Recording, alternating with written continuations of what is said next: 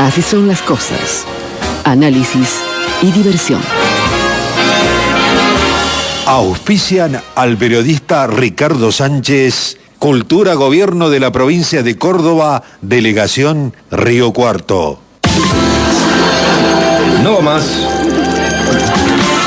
Tenemos todo para que vivas momentos inolvidables. Casinos de Córdoba. Vení, jugá, divertite. Así son las tablas, las letras y los pentagramas. El arte del espectáculo con Ricardo Sánchez. El cierre que siempre disfrutamos cada viernes con las aguafuertes de Ricardo, hoy dedicada a un artista que, me gusta decirlo antes de leer el texto, ha tenido un significado, un desarrollo y una influencia en su métier, fundamentalmente en el género que ha cultivado durante mucho tiempo, un artista riocuartense, solo comparable, a mi juicio, con el que tuvo Miguel Alejandro dentro del cuarteto. Si les cuento que trabajé con Enrique Norris, van a decir que estoy echando moco, dicho en riocuartense en el original. ¿Cómo que Enrique Norris? A ver si tienen algunos minutos, se los presento, empezando por dar cuenta de cómo lo conocí. Enrique era apenas un hombre en ciernes cuando coincidimos en la resabiada y polvorienta redacción del diario El Pueblo, el matutino tradicional de Río Cuarto que por entonces ya tramitaba el retiro. En aquellos años de coexistencia pacífica y compinche no creo haberle oído pronunciar a Enrique más de 3 palabras por tarde. Y no era que no tuviese nada que decir, era que ya sabía reconocer las virtudes del silencio.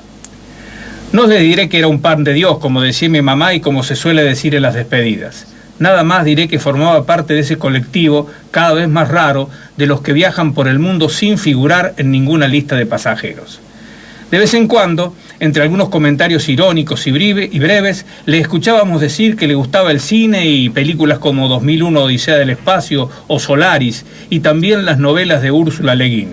Y poco más. Non parla ma se fica, diría mi abuela, una frase cuyo sentido le calzaba como anillo al dedo. Para los redactores del diario El Pueblo, los silencios de Enrique eran más amenazantes que la famosa espada para Damocles.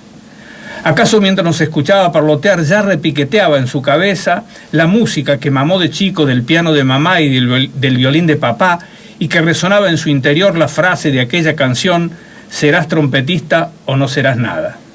Una frase admonitoria que se hizo realidad el día en que se cruzó con una trompeta usada en una compraventa de esta ciudad. Desde ese día el cuerpo de Enrique comparecía en la redacción de El Pueblo, pero su alma ya vivía en el Harlem. Ustedes saben, la trompeta y el jazz vienen a ser la misma cosa y apuntan hacia el lado oscuro de la luna. Le decíamos Nueva Orleans y pelaba un disco de Fats Waller, Nueva York, y ponía uno del Duke Ellington en la fonola. Sergio de Mergazo, impresionado por los toques del pibito, desempolvó su imponente discoteca y la puso a su servicio. Enrique empezó a tutearse con Miles Davis, con Chet Baker, con Dizzy Gillespie, con Winston Marsalis. En esas ocasiones, las orejas de Enrique se parecían a la bocina del gramófono que mira el perro de la RCA, y el corazón de Enrique marcaba sístoles y diástoles al compás de un tam-tam que le revolvía la sangre. Empezó a estudiar con Ettore Neviolo aquí en Río Cuarto y cada día le agregaba a su palmarés un scat nuevo, tipo Louis Armstrong, y empezó a irse de a poco, primero el alma y después el cuerpo, cumpliendo la tradición de lo inevitable. Los palotes los hizo en Córdoba con Cacho Yunes, pero siempre con la vista puesta en la Gran Vidriera, allí donde lo esperaban, como sirenas irresistibles, las clases y el buen rollo de otro músico riocuartense brillante, Lulo Gascón. Cuando entre viaje y viaje lo escuché tocar Blues for Train, supe que lo habíamos perdido para siempre, y que para cuando desapareciera aquella ecléctica redacción del diario El Pueblo, Enrique ya no viviría aquí.